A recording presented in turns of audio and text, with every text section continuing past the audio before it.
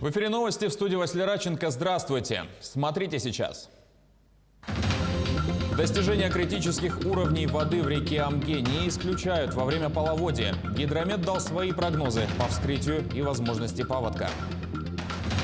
Инспекторы МЧС вместе с сотрудниками лесничества рейдируют леса Якутии. Что ждет тех, кто решил пожарить мясо в несанкционированных местах? Якутский боксер Евгений Мартынов занял второе место на молодежном чемпионате России в Серпухове. Подвижки льда на реке Амге в Якутии ожидаются 7 и 9 мая. В связи с этим в Амгинском районе объявлен режим повышенной готовности.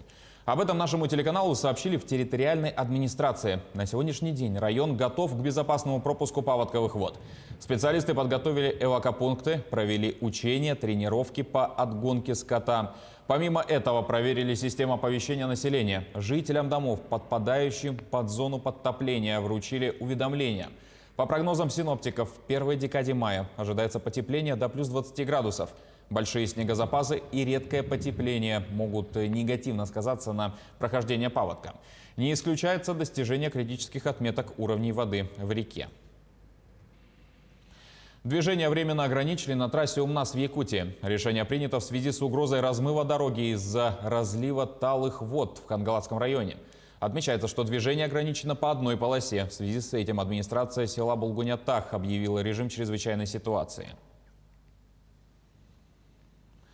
За недонесенный до помойки мусор хозяин получит штраф. Эксперт рассказала, как вычислить нерадивых соседей. Если в доме камеры или свидетели видели, кто выбросил мусор, привлечь к административной ответственности достаточно просто. Можно обратиться к участковому. Тот, в свою очередь, составит акт и коммунальному хаму выпишут штраф. Застукают за этим делом повторно, выпишут двойной штраф. Также эксперт пояснила, что пока вы не донесли мешок с мусором до контейнера, это ваша собственность, и нести за нее ответственность должны вы. Но как только опустился мусор в контейнер, он тут же становится сферой ответственности оператора по вывозу твердых коммунальных отходов. То есть отвечать за его уборку должны уже коммунальщики.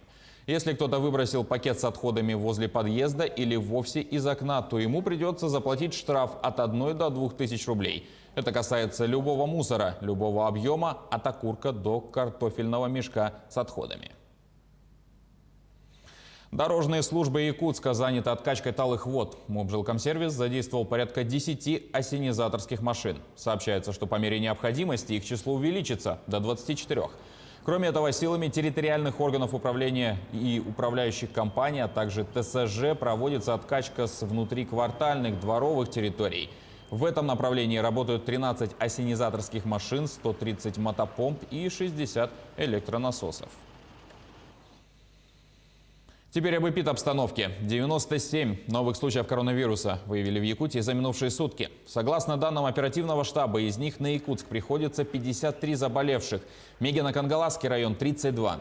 Амгинский, Вилюйский, Намский, Сунтарский районы – по 2 человека. Алданский, Горный, Кобяйский, Усть-Алданский районы – по 1. Тестов на ковид региональными лабораториями за минувшие сутки проведено 649.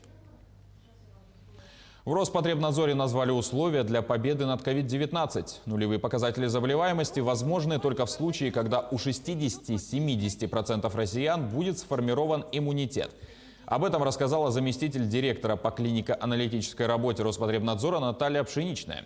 С начала пандемии в России заболело более 4 миллионов 800 тысяч россиян. В рамках прививочной кампании введено немного менее 20 миллионов доз.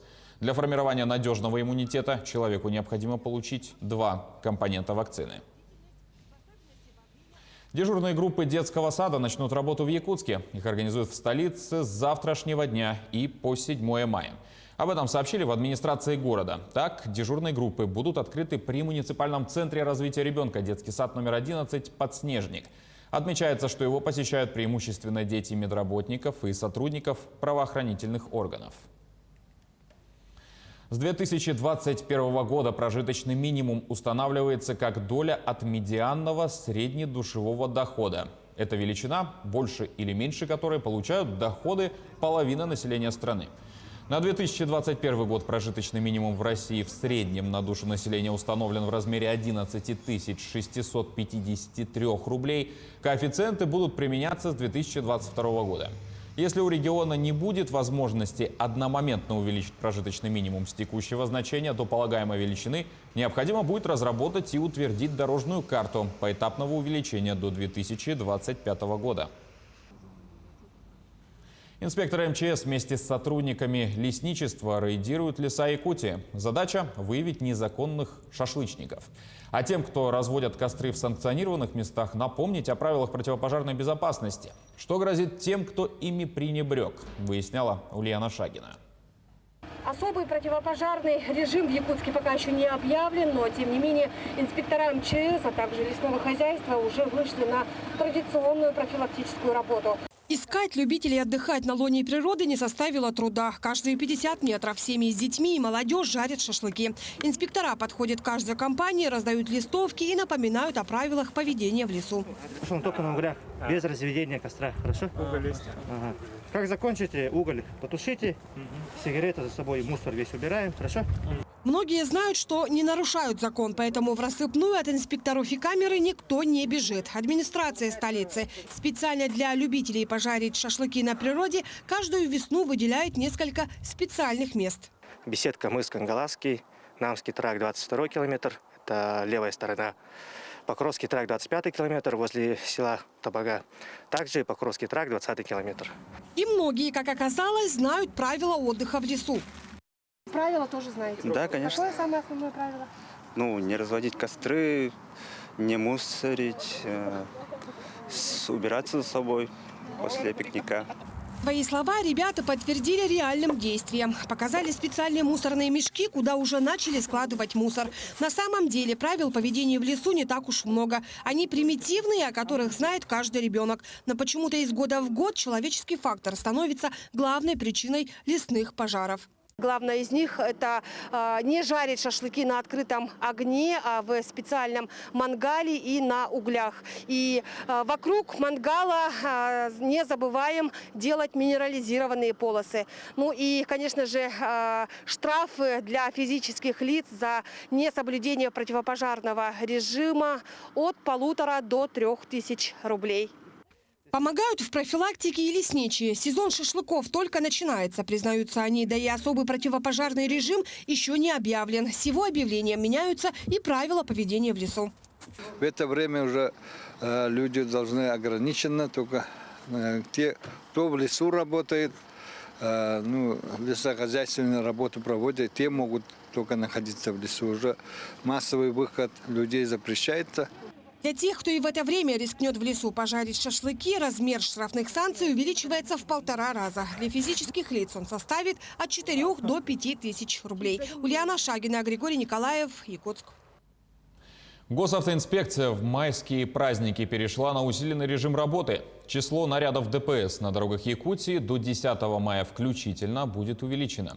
Они организуют контроль на выездах и въездах в населенные пункты. Пройдут и массовые проверки водителей. В первую очередь будут пресекать выезды на встречную полосу, а также нарушение правил перевозки пассажиров и выявлять пьяных за рулем.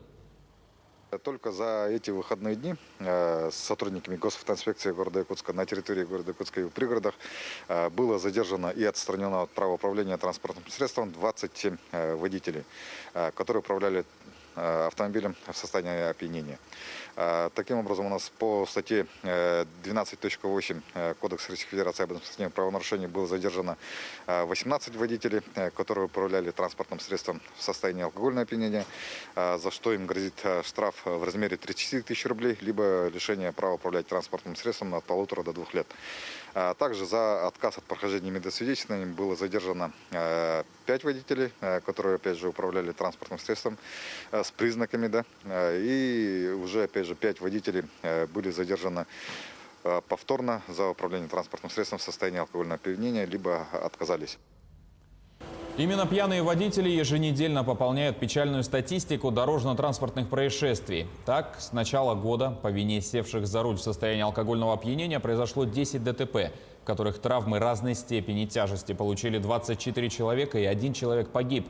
Не должны оставаться в стороне и граждане, заметившие на дороге нетрезвого водителя, и сообщать о таких фактах в полицию. Напомним еще раз, усиленные рейды будут проходить до 10 мая включительно. Наряды установят и на федеральных трассах Колыма, Вилюй и Лена.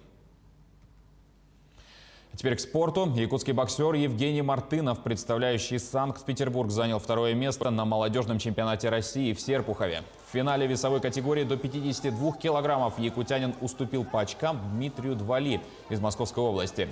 За 2-е место Мартынову вручили сертификат на сумму 250 тысяч рублей. Чемпиону Двали дали 350 тысяч и ключи от автомобиля Кео.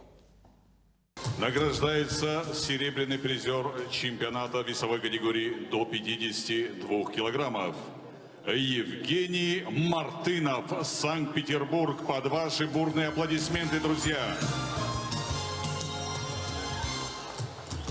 Памятная медаль, кубок и денежный сертификат на сумму 250 тысяч рублей. Аплодисменты серебряному медалисту чемпионата. Выступление буксиров прошло на фестивале ледоколов в Петербурге. В акватории Невы у набережной лейтенанта Шмидта суда станцевали вальс под музыку таких композиторов, как Иоганн Штраус и Петр Чайковский. На кадрах можно увидеть, как буксиры кружат под ритмы мелодий и выпускают в небо струи воды. Фестиваль ледоколов стал одним из основных мероприятий, приуроченных к открытию всероссийского туристического сезона. В рамках обзорных экскурсий было организовано бесплатное посещение открытых палуб ледоколов «Капитан Николаев», «Иван Крузенштерн» и «Капитан Зарубин». Ретроспектива якутского кино открылась в Москве в кинотеатре «Иллюзион». 9 дней там будут показывать и говорить о нашей кинематографе. Старт проекта состоялся 30 апреля с показа фильмов режиссера Алексея Романова «Жизнь», «Мапа» и «Срединный мир».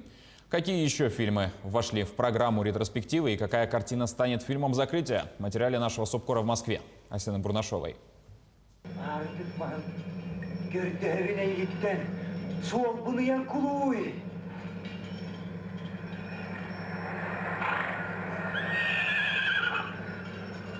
«Маппа» — это первый фильм, снятый на якутском языке. Дипломная работа Алексея Романова. Мистическая драма рассказывает о молодом страннике, встретившем призрак таинственной девушки. Сюжет глубокий, пронизан любовью к жизни. Короткометражный фильм, хоть и был снят в 1986 году, но по-прежнему задевает за живое.